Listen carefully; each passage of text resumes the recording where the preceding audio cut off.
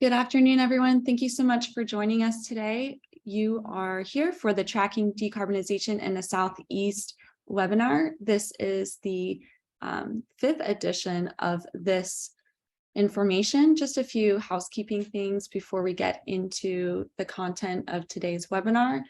We will be recording this webinar, so if you need to leave for any reason, we will send you the recording as well as the link to the report following the webinar.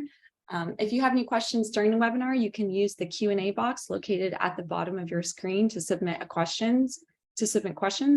We have quite a few folks on today's webinar, so if we for some reason do not get to your question, please reach out to us following the webinar and we will follow up with you. We'll also send you contact information to do so. Today's webinar will be non-video, so you can focus more on the content, so just don't expect to see any of our lovely faces today. And a final note that we will not be monitoring the chat. So please, if you have a question, go ahead and use the Q&A box to submit it. Joining us today, we have Dr. Stephen A. Smith. He's the Executive Director for the Southern Alliance for Clean Energy. And we're also joined by report authors Heather Ponin and Maggie Schober. So without further ado, we can kick it over to Steve to start us off. Great. Thank you, Kate. And thank you, everybody, for joining this very important report, the fifth annual, but probably one of the most important moments to really be having a full-throated conversation about where we're going on decarbonization. First, a little bit about SACE. SACE is a regional organization that promotes healthy and equitable energy choices throughout the Southeast to assure clean, safe, and healthy communities.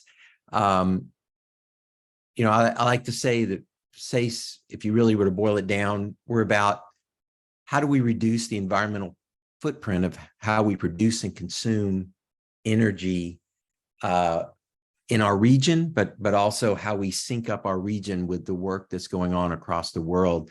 And this report is going to be part of that. We're going to be looking at what are the trends, what are the glide slope, what is the likelihood of our major regional utilities hitting the mark.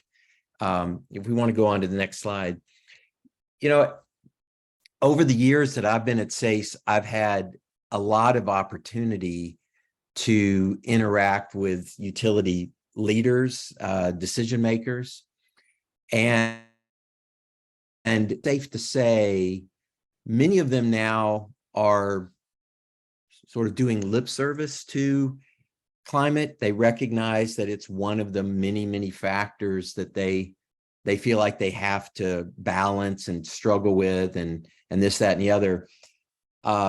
But honestly, I have not met any that see that decarbonization is an imperative, that it is an absolute driver to what is going to secure the future of this planet. They're kind of going along with it because they're being pushed and prodded.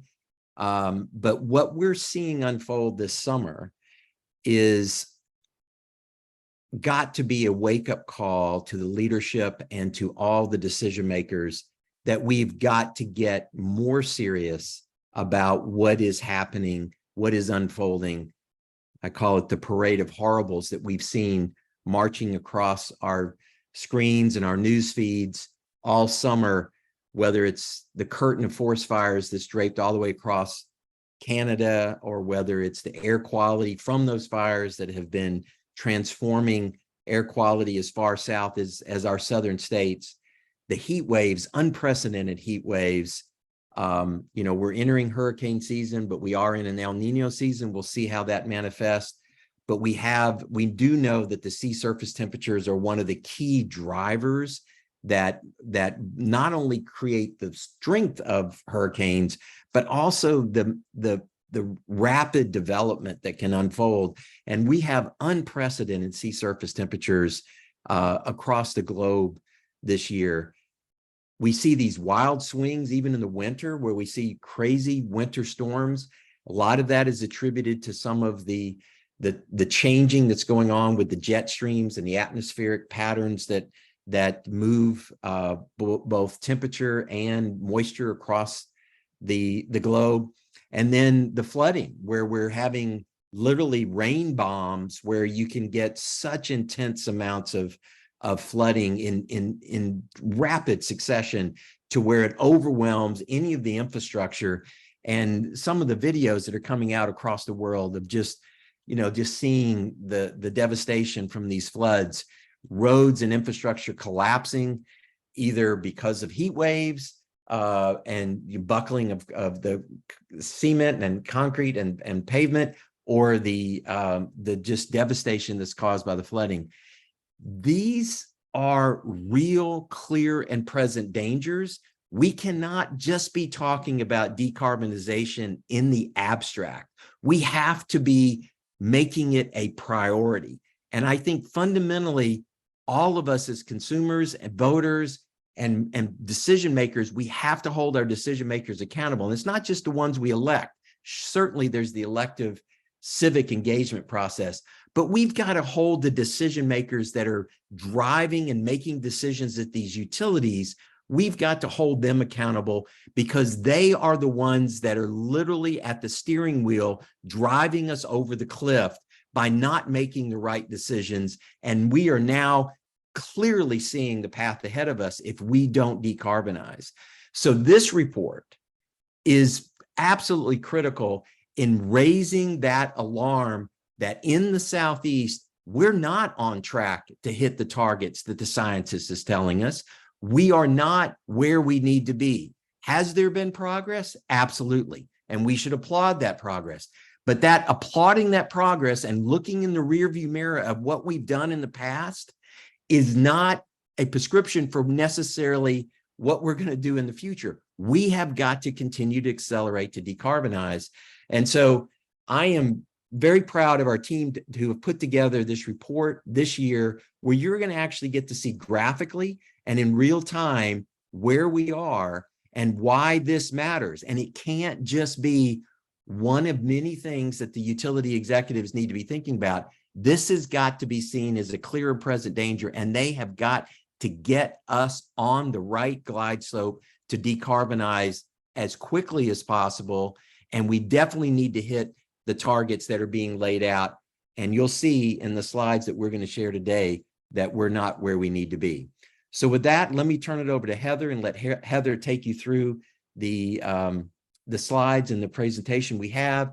And again, raise your voice. It is only through putting pressure on all decision makers that we're going to get ourselves on the right glide path to where we do properly decarbonize, so we can reverse these trends that we're seeing this summer. Thank you. Okay, thanks, Steve, for that great introduction and context to the report.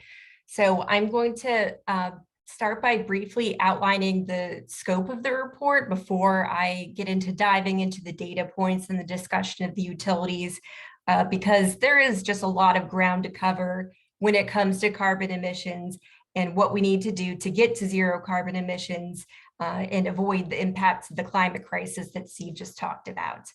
So the primary focus of the report is, of course, tracking decarbonization in the power sector.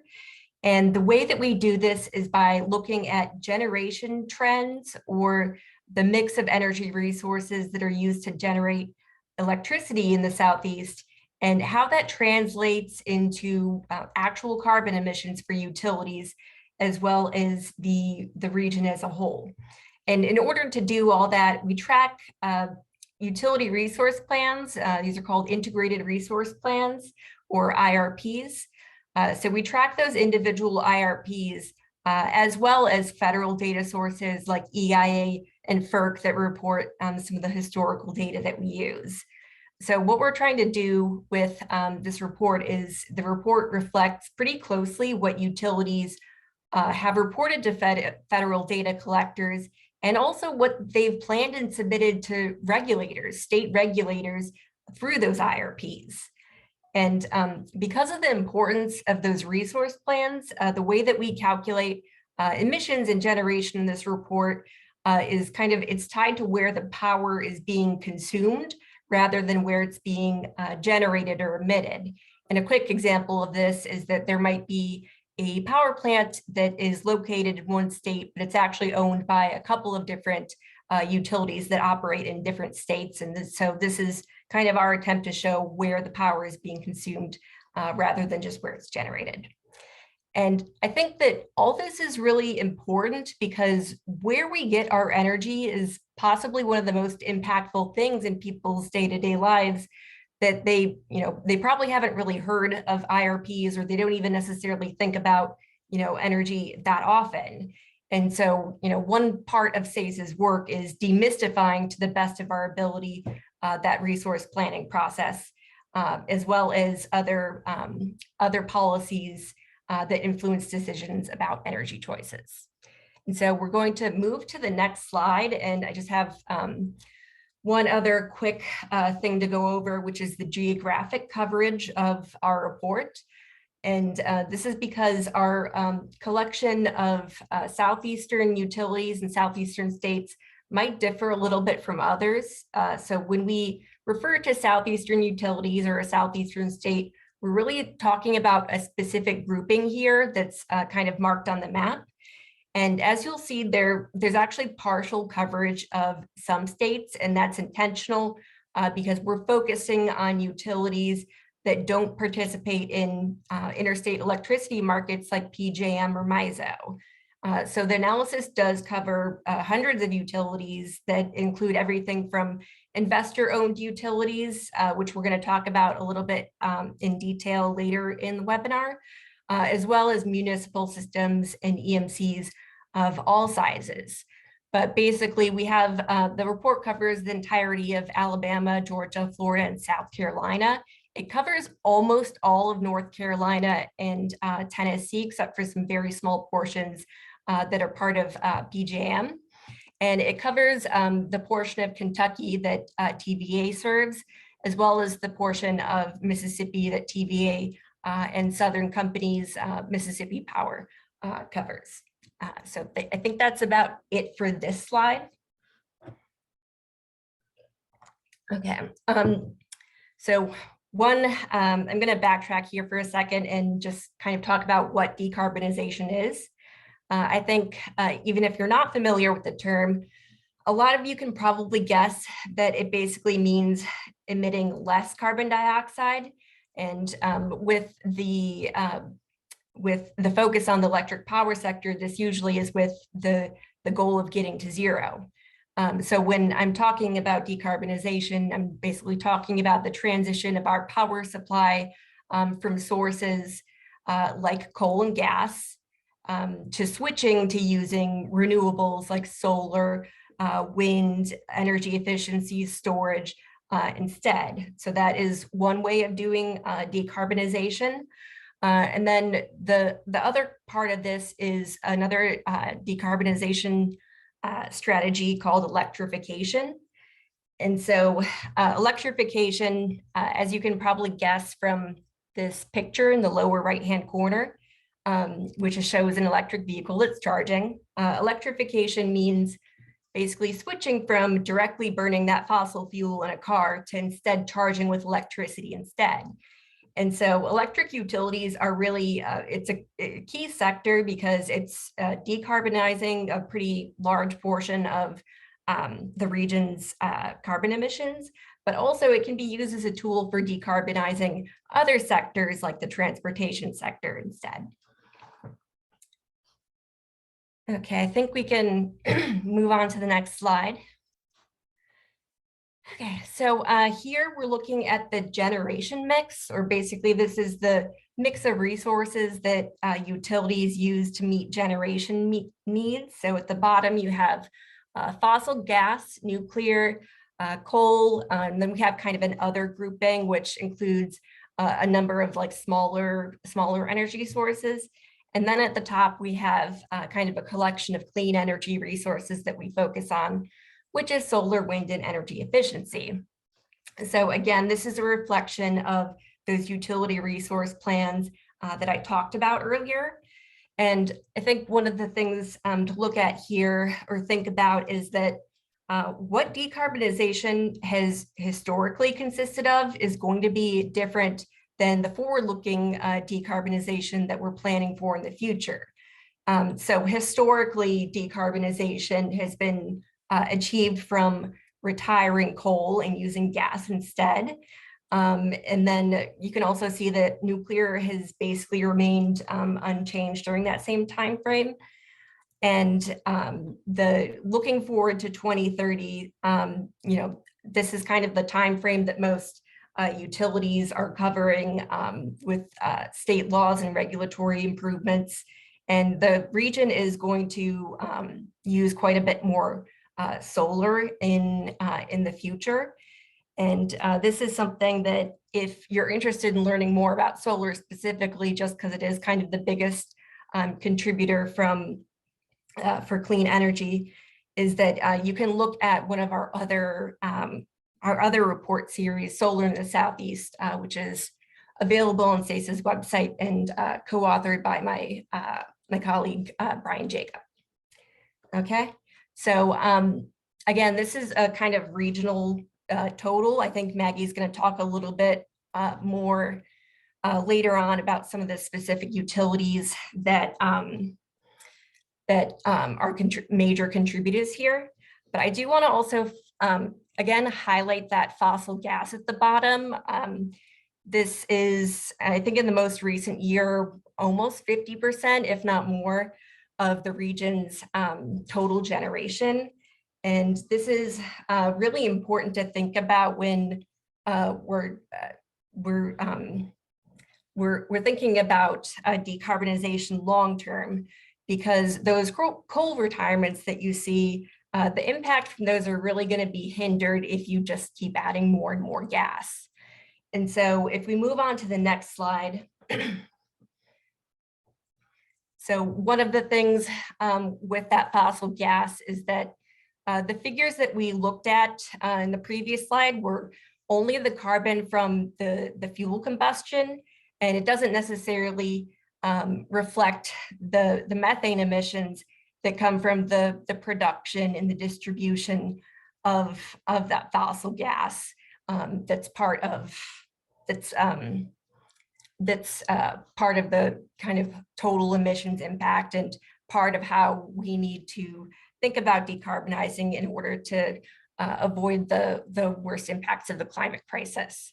And so these leakage rates can vary a lot, and because they're not tracked very often, they're very variable. Then they range from approximately 1% to 5%. And I think in one of the previous reports, we did do a calculation on how this would impact the region, and even at the lower rates, it ends up adding almost tens of millions of carbon dioxide equivalents to the region's total. So this really does have an impact on the region's total emissions, but it is difficult to quantify. Okay, we're going to move on to the next slide. Okay, so now we're going to kind of highlight some of the specific utility systems that we look at in the report. And my colleague, Maggie Schober, is going to talk a little bit about some of these larger ones in a minute in greater detail. But basically, we're highlighting some of the larger groups in the region. So there are 5 main groups that we've highlighted. We have TVA, Duke, Southern Company, Dominion, and NextEra. And together, those make up about 70% of regional utility emissions. And so, like I said, we're going to come back to those a little bit later in the webinar. But we've also lumped together the smaller utilities. So these are the EMCs and the municipal utilities that I mentioned earlier. But basically, if you look at kind of the difference between 2021 and 2030, we can see that Southern Company, so that consists of Georgia Power, Alabama Power, and Mississippi Power, And Southern is the largest emitter of carbon dioxide in 2021. And that's expected to continue for some time in the future, but that gap is going to close up a little bit between Duke and Southern Company by 2030. And that's because some of Duke's coal retirements and more significant reductions are expected later after 2030, and I think even after 2035. Okay. And so one of the other takeaways here is that the decreases that we've seen in the past are kind of leveling off in the future. There are still, emissions reductions that are planned, but like I said previously, the rate of decarbonization and how we decarbonize is going to be very different than how we did this historically. Okay. And so I guess one of the other things to keep in mind, I think I mentioned earlier, is the relationship between some of the utility companies that are mentioned on this slide. So the larger utility systems that I mentioned are made up of multiple operating companies. And so to provide another quick example, you can, well, you can't see it here, but the Duke Energy actually consists of a couple of different utility companies, Duke Energy Progress, Duke Energy Carolinas. Both of those companies operate in North and South Carolina. And you also have Duke Energy Florida, which of course operates in Florida. And basically this matters a lot when it comes to utilities reaching their decarbonization goal. So this can be an internal goal. I know some of the utilities that I just mentioned have a net zero by 2050 goal. And then the Biden administration has also set a target of reaching zero emissions by 2035. And so basically, all of these different individual operating companies, it matters a lot because that operating company might differ significantly in terms of emissions and how they do the resource planning. So with that, I'm going to hand it over to Maggie Schober, who's going to talk a little bit more about these utilities and how they do their planning in greater detail.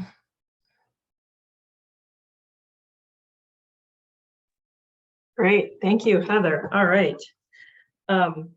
So moving along through our analysis, I think it's important to ask the questions about both the Bipartisan Infrastructure Law, or bill, and the Inflation Reduction Act, or IRA. Both of these pieces of legislation are a year or more old and are designed in very different ways, but are designed to accelerate key decarbonization strategies that Heather talked about earlier, particularly particularly relevant to our focus here: renewables, energy efficiency, and that electrification piece. So we're really looking at what is the impact so far of these two pieces of legislation on decarbonization in our region, both broadly and specifically on the electric power sector. And it's tricky to gauge that on the electric power sector.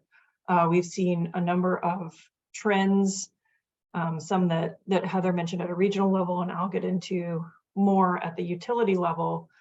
We did see that uptick in carbon emissions from electricity generation happening after the steep emission reductions in 2020, primarily driven by COVID-19.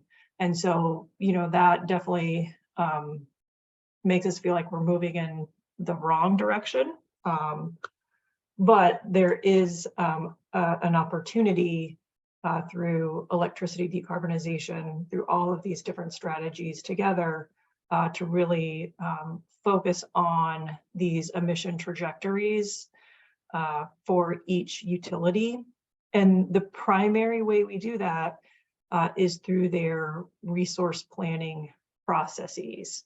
So this is where each utility takes a, or is supposed to take a pretty comprehensive look at what needs will be for electricity over the next 10, 15, 20 or longer years, and sort of games out different scenarios for how to meet those needs given all of the different factors that are to be weighed. So these factors are, the big ones being cost and reliability, but also carbon emissions, greenhouse gas emissions generally can play a big role, as well as other kinds of regulations, other parallel processes that might actually happen outside of resource plans, and those sorts of things. But this resource planning process varies even within our region based on, state to state and utility to utility. And this is part of why we may not be seeing the full impact of, Bill and IRA on these resource plans yet. So I'll start with kind of the most recent in Florida. Florida utilities, most of the big Florida utilities file what's called a 10-year site plan every year. This is a pretty simple process, but it does happen sort of the most frequently. Next after that is a much more comprehensive process in North Carolina, where they have just now combined their carbon plan with their IRP, and those happen every 2 years, whereas Georgia and South Carolina have utilities go through an IRP every 3 years, and then TVA is the outlier at the other end. They do an IRP every 5 years.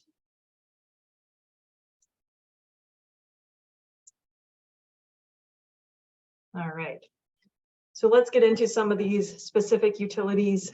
We'll start with Duke Energy. As Heather mentioned, there's multiple utilities as a part of this. I apologize for the acronyms. They're prevalent throughout our sector. So DEC is Duke Energy Carolinas. They operate in both North and South Carolina. DEP stands for Duke Energy Progress, and they also operate in both North and South Carolina. DEF is Duke Energy Florida, and they operate exclusively in Florida, and are somewhat smaller than the two Carolinas utilities. So generally, Duke's DEC and DEP utilities are on a similar schedule for their resource planning, and file similar, processes, not the exact same plan because they're different service territories and different utilities, but they are coordinated. And as I mentioned, in North Carolina, the commission in North Carolina has combined their carbon plan with an IRP. And in South Carolina, Duke is required to do an IRP every 3 years. Those two are actually aligning and just starting up this fall. Well, this month, they will both be filed. We expect them next week. First, Duke will file an IRP in South Carolina, and then its carbon plan IRP in North Carolina. And that'll be DEC and DEP. So that is an opportunity for some changes in what you see happening between now and 2030 on this slide, where we see that Duke Energy as a parent company, and Duke's utilities in particular, are somewhat reducing reliance on fossil fuels between now and 2030, and increasing that solar and wind in order to decarbonize. But as you see on the right, the current utility plan is not on track with a trajectory to get to that, you know, 0 point by either 2050 or 2035. Those are kind of two goalposts we have on that chart on the right, just to help you see how the utilities' current plans do compare with some of the targets that are out there. Duke Energy does have a corporate, so Duke Energy parent company has a corporate goal to get to net zero by 2050. And because of the new carbon plan regulations in North Carolina and the way that process is set up, they are now doing their resource planning all the way out to 2050. I will say a couple of key issues outside of or as a part of the IRP and carbon plan to keep an eye on for Duke Energy in particular. As part of the first carbon plan that finished up at the end of 2022, transmission's role in enabling clean energy resources and how transmission gets, you know, planned and built was a key issue, and that is only going to continue as a part of this carbon plan and as a part of sort of separate conversations through the transmission planning process. Most utilities, including Duke Energy in the Southeast, do transmission planning separate from, you know, the IRP, and it's not, you know, it's a different group within the utility. They may feed into each other, but it's a separate process that happens. And then where we look at even regional transmission planning, that is an even, you know, even further removed process from this kind of generation resource planning.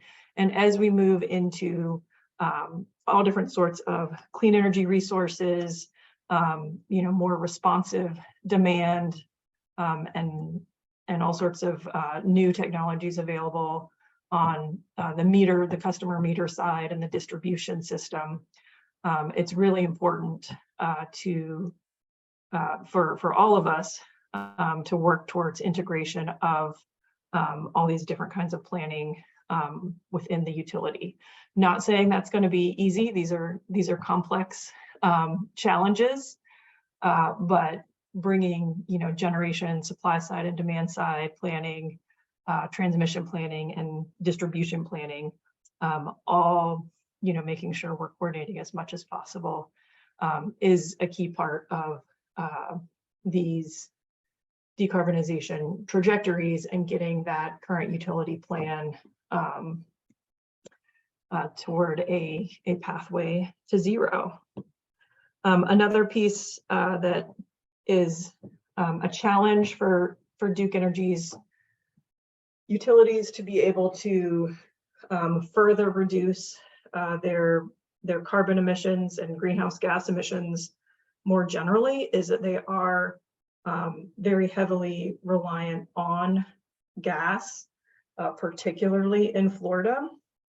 And their North and South Carolina utilities have had proposals for building new gas plants as part of their previous carbon plan. So we will see how the process goes in the IRPs and carbon plans that will start this month and finish up sometime in 2024. And we'll also see what you know, what happens in Florida and whether or not you know, if Duke Energy as a parent company really wants to focus on reducing this trajectory and getting on that corporate-wide pathway to zero, they're going to need to move away from gas in Florida, reduce their reliance in Florida faster than they're planning right now. All right, so moving on to Southern Company. So Southern Company is the parent company of Georgia Power, Mississippi Power, and Alabama Power. Georgia Power being the largest of the three, just from a customer and megawatt hour perspective. Georgia Power did go through its IRP last year, so we have a sort of fresh resource plan, although that was likely a little too early to fully incorporate Bill and IRA into the IRP, although I think there was some consideration in that process. It could have certainly been more, and I think we'll expect more in the next IRP, which again will start in January of 2025 because they go every 3 years.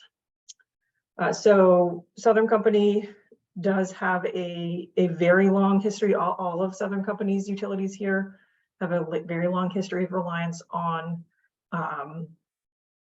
fossil fuels, particularly on coal, and now up until now, and likely continuing based on their current plans.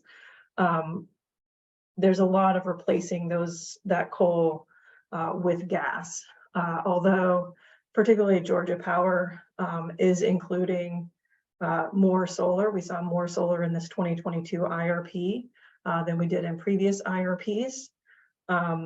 And we are seeing solar build out in Mississippi and Alabama as well, although not at the same pace as in Georgia. So a lot of the emission reductions that you see in the chart to the right are driven primarily by Georgia Power. I think this is a trend we see in a number of utilities, but it's particularly notable here in Southern Company's chart that somewhere around 2030, we really see a kind of flattening out of these emissions, and that's very worrisome. I mean, if we're going to be getting to zero by anywhere between 2035 and 2050, or even shortly thereafter, flat emissions are obviously not gonna get us there. And because I know we'll get asked this question, yes, this analysis did take into account Vogtle 3 coming online, as well as Vogtle 4 coming online, either by the end of this year or very early next year, which is in line with the latest announcements from Southern Company as of publication of this report. All right, and moving along, so we have NextEra Energy. A lot of folks know this as Florida Power and Light, or FPL. We call it NextEra Energy because a while ago they purchased Gulf Power from Southern Company. Now that Gulf Power has fully merged into FPL, we'll look at going back to using the term FPL instead of NextEra in these reports, because I think it does get confusing. But FPL generally, as well as Gulf Power, similar to other utilities in our region, have a pretty heavy reliance historically on coal and gas, and now that is almost exclusively gas, and that is they've really built out their gas fleet over the last decade or so, and their latest resource plans do show them continuing to heavily rely on gas, while they also deploy at the same time a lot more solar.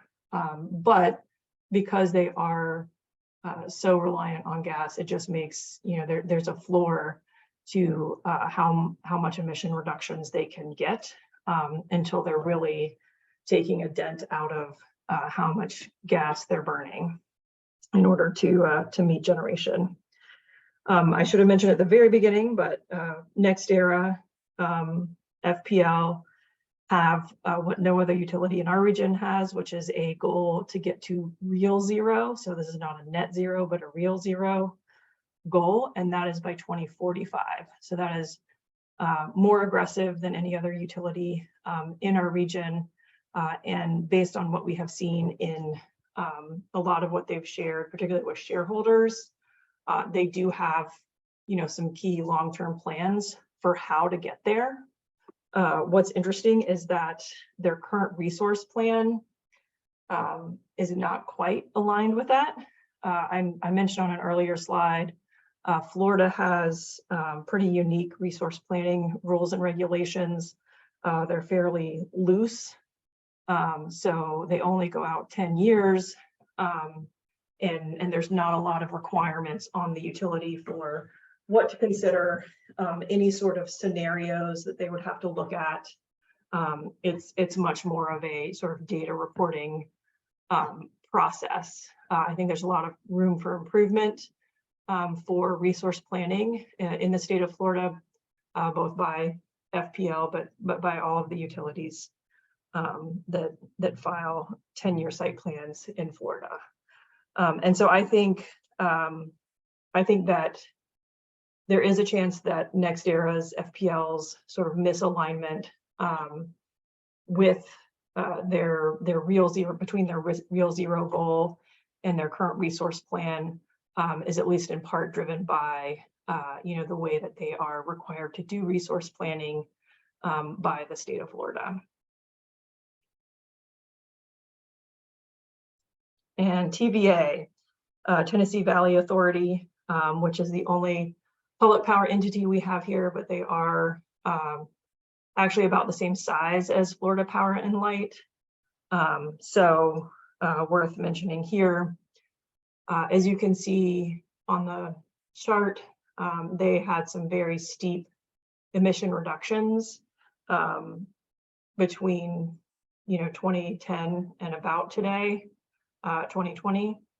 And that is primarily because they were just had so much coal generation providing their power. They also saw some of they were most impacted by load contraction over that time frame. So, and after the Great Recession, they really did see negative load growth. So the demand for electricity declining year over year instead of increasing, which also leads to emission reductions. But the other piece of this is that TVA does tend to have one of the lower emission intensities in our region. And that's mostly because they just have so much nuclear and hydro. Those two resources are fairly prevalent across our region, but particularly in TVA. What we see pretty clearly here, maybe even more so than the other utilities, although this is a trend across utilities, but particularly with TVA, as we see that the historical emission trajectory in the chart on the right, the blue line and the red line are really incongruent. I mean, their historical rate of emission reduction or pace of emission reduction is just vastly different from what they're planning based on current plans for the future. This is tied in part to their plans for new gas power plants and new gas pipelines. Depending on how you measure it, they have one of, if not the largest planned gas build out in the country. Them and Duke Energy, the two of them. I mentioned new gas with Duke Energy. I'll mention it here again. It's building new fossil gas, investing in fossil fuels in any way, especially when we're taking into account the methane emissions that Heather mentioned. I mean, it's just not aligned with any sort of trajectory to get to zero carbon or zero greenhouse gas emissions. What is happening with TVA is that they are finally starting their next resource plan. As you saw in an earlier slide, they only have to do them every 5 years. They can choose to do them more often than that, but they have not in this situation. They just kicked their latest IRP off last month and will finalize it sometime in 2024. And this, I mean, I think it is so important to emphasize that this integrated resource plan that TVA is embarking on right now is so critical in, how they decarbonize, how they deploy clean energy resources, and how all of these things impact the 10 million people they serve across the Tennessee Valley. Because, we're not going to get another crack at this for another 5 years. And the way that the sector is changing so quickly year over year, we really need to fully take advantage of this opportunity to explore all sorts of decarbonization trajectories, future scenarios, electrification technologies, both proven technologies and ones we see on the horizon. I mean, these are all, super important discussions to be having as a part of this TVA IRP, as well as the sort of parallel pieces I mentioned earlier around transmission and distribution planning. All right, so those were the utility highlights that we wanted to mention. We do have a similar chart. This is the region as a whole. So they've compiled all the utility plans as in the method that Heather described earlier, and map them out based on emissions from those utility plans, and can show you that we are, while we're not off track, we're closer than we have been when we presented these reports in the past. But of course, we're also, a year or more later since we presented those. So it's absolutely critical, at this point where we are in the climate crisis, and with the, confluence of issues around energy affordability and reliability, it's just super important that we take every, year, we take every docket, every resource plan, every ton of greenhouse gases very seriously as we're moving forward. We have several opportunities to get on track, primarily through the resource planning and IRPs that we've talked about throughout this. But I also want to mention, opportunities through improving energy efficiency, either utility energy efficiency programs or separate from those, access to renewable energy, either individuals, corporations, things like rooftop and community solar. These are all beneficial to help us with this trajectory. I already mentioned transmission and distribution planning to better enable clean energy resources, solar and wind on the grid. That's a really big focus on both transmission and distribution planning. More and more demand side resources and electric vehicles. The focus really needs to be on that distribution planning piece, and EV integration sort of more generally, as well as other kinds of electrification. And then another piece that the Southeast really lacks is the role of competition, and having competition, having these utilities, these electric utilities face competition, particularly, the prices of renewable energies continue to drop. The cheapest megawatt hour is still the one you don't use. And so, energy efficiency is hugely cost effective. And so, we're also open to exploring ways that competition can help us, competition in the electric sector can help us sort of fix this current utility plans trajectory, so that we're at least, within some of the goalposts we've presented here.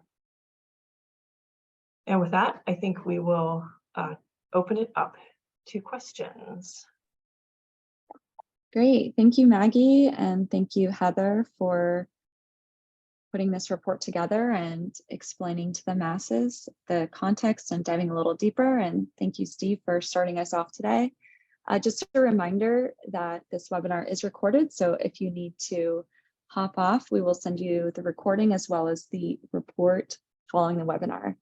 We've had quite a few questions submitted, so we'll try to get to as many as we can.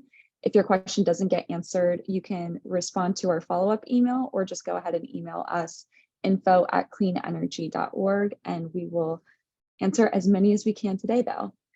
So just wanted to go ahead and start us off. Our first question, this one's for you, Maggie. How does the Southeast compare to other regions' dependence on fossil gas? Is the Southeast an outlier? Is there any specific utility bringing the region down? So a couple of questions in that first question, but. Yes. So the Southeast is somewhat of an outlier in that, some key utilities in the Southeast are planning new gas resources. A lot of utilities across the country are not doing that, or at least not doing that to the same scale that Duke Energy and TVA, as well as Dominion Energy in South Carolina, are at the moment.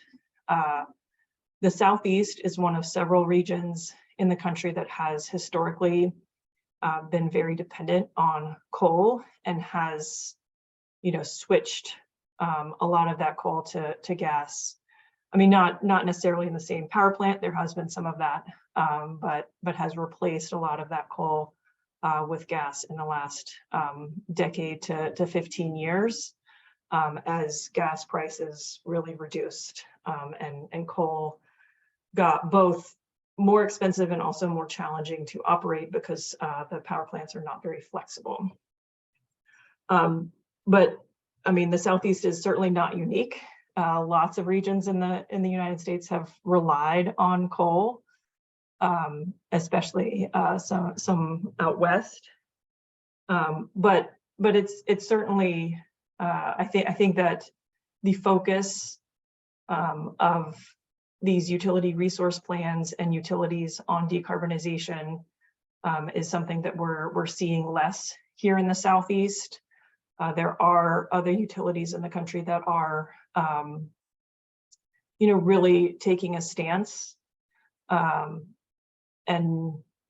being outspoken about the importance of aligning decarbonization with these future resource plans. A couple of examples of that are that I've seen just in the past week. Constellation has spoken out against EEI, which is a utility trade group. And EEI has been very critical of and is trying to block some EPA regulations of greenhouse gas emissions from coal and gas power plants. Most of the utilities mentioned here, well, I believe all of the utilities mentioned here are EEI members. Duke, Southern, NextEra, and TVA are all EEI members, whereas Constellation is sort of breaking from the group and saying, no, we cannot continue to ignore the climate crisis and the importance of decarbonization. And then another one is, I think it was Eversource broke with the American Gas Association, AGA, I believe that's what it stands for, to really, talk about the importance of reducing our reliance on gas. Again, if we're gonna really be serious about decarbonization.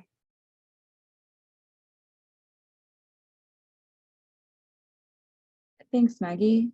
Our next question I'd like to direct over to Steve.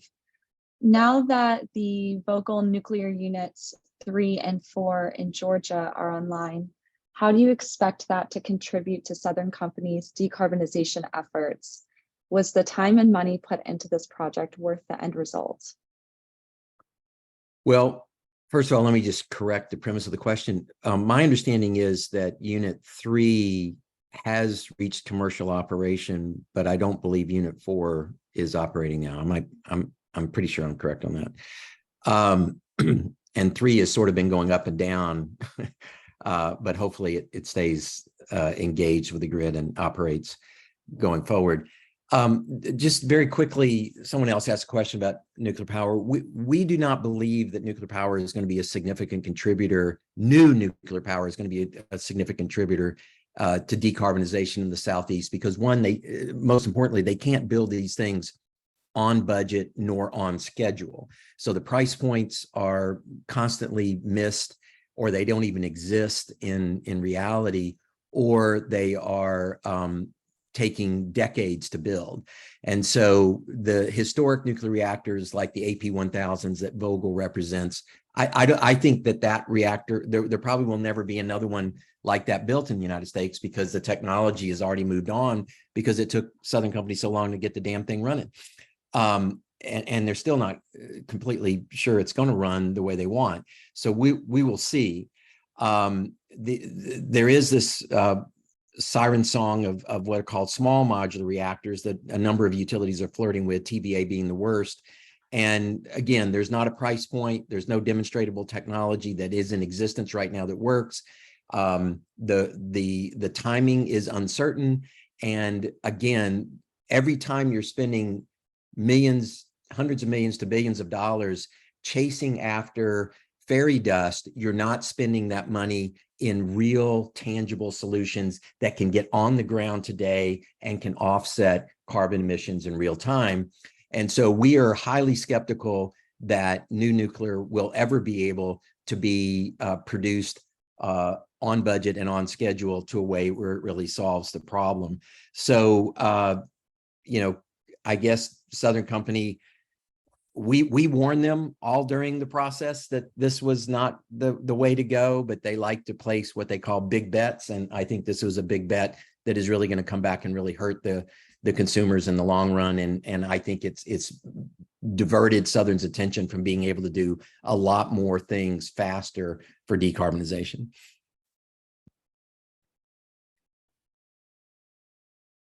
Thank you for clarifying that, Steve. Next question, I think anyone can jump in on this. We mentioned at the beginning of the webinar that the Inflation Reduction Act is a powerful tool for helping to decarbonize. How have utilities begun incorporating the Inflation Reduction Act into their resource planning processes, and how could they be doing a better job?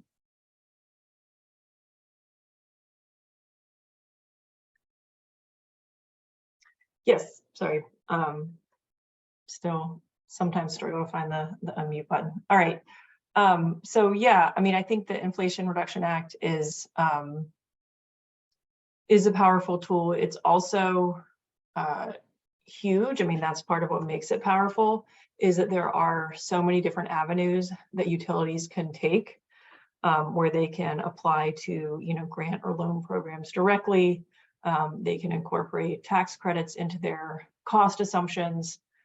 They can integrate energy efficiency, sort of direct tax credits or rebates into their energy efficiency programs and make those programs more effective at reducing load or reducing load during certain time periods. The options are pretty, broad and endless. So I think that to some degree, the utilities have been slower to, react and take advantage of a lot of these opportunities just because they're trying to get a handle on what's out there. But I think it's also somewhat of a, cultural thing within utilities themselves. Electric utilities are certainly not known for being nimble and quick reacting as an industry as a whole. And that is really unfortunate based in the situation we're in, because that's what we need to happen. We need, utilities to be able to move quickly on all of these different kinds of programs. A number of them I know have hired consultants to help them just sort of assess. And my hope is that that process can go as quickly and smoothly as possible. I think that every program that a utility has And every docket that a utility commission is looking at needs to ask the question, you know, have we looked at everything in bill and IRA, and is there anything that we're missing, not only from a clean energy perspective, but also because so many of those programs are designed to, you know, lower the costs for these utilities and thus lower rates, because, you know, these utilities were in a regulated region, and so these utilities are basing their rates on their cost of service, and that you know, if we're not looking at this very comprehensively, then we are likely to be missing some key pieces. Thanks, Maggie. Our next question, let's get into some more specifics with utilities. What do you say to claims by TVA and others that they are buying as much solar as they can, but the shortage of solar panels has caused supply chain problems and slowed down some solar adoption?